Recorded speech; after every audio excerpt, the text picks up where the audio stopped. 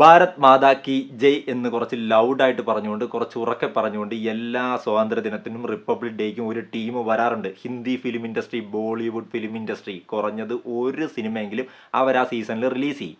ഇത്തവണ പതിവ് തിരിച്ചിട്ടില്ല. ബദ്വാര 1947 ഇന്നലെ റിലീസായി കണ്ടായിരുന്നു. ഇത് ഇപ്പം നിങ്ങളോട് സംസാരിക്കുന്നു. സണ്ണി ഡിയോൾ നായകനായിട്ട് വന്നേക്കുന്ന സിനിമ ഡയറക്റ്റ് ചെയ്തേക്കുന്നത് രാജ്കുമാർ സന്തോഷിയാണ്. ഇതൊരു ബ്ലോക്ക് ബസ്റ്റർ കോംബോയാണ്.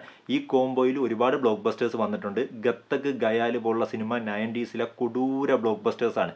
ആ കോംബോ ഇന്നത്തെ കാലത്ത് വർക്കായോ, നാട്ടുകാർ ഓടിച്ചിട്ടടിക്കുമോ എന്നുള്ളത് നമുക്ക് സംസാരിക്കാം. പിന്നെ ഈ ഒരു കോംബോയിൽ വരുന്ന സിനിമ എന്നുള്ളത് മാത്രമല്ല ഈ സിനിമയുടെ മേൽ ഇപ്പം ബോളിവുഡ് ഇൻഡസ്ട്രിയിലെ പ്രേക്ഷകർ വെച്ചേക്കുന്ന പ്രതീക്ഷ. ഇത് AR റഹ്മാൻ മ്യൂസിക്കിൽ വരുന്നൊരു സിനിമയാണ്.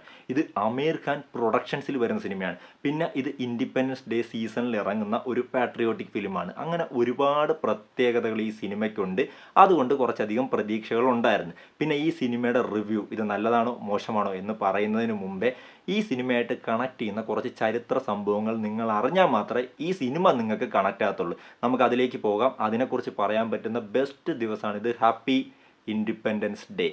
ഈ രാജ്യത്തിന് വേണ്ടി ജീവൻ ബലിയർപ്പിച്ച് നമുക്ക് സ്വാതന്ത്ര്യം നേടിത്തന്നവരോടും, ഈ രാജ്യത്തിന് വേണ്ടി സമരം ചെയ്ത് നമുക്ക് സ്വാതന്ത്ര്യം നേടിത്തന്നവരോടും, ഈ രാജ്യത്തിന് വേണ്ടി യുദ്ധം ചെയ്ത് നമുക്ക് സ്വാതന്ത്ര്യം നേടിത്തന്നവരെ നമുക്ക് മനസ്സിലൊന്ന് സ്മരിച്ചുകൊണ്ട് വീഡിയോ സ്റ്റാർട്ട് ചെയ്യാം.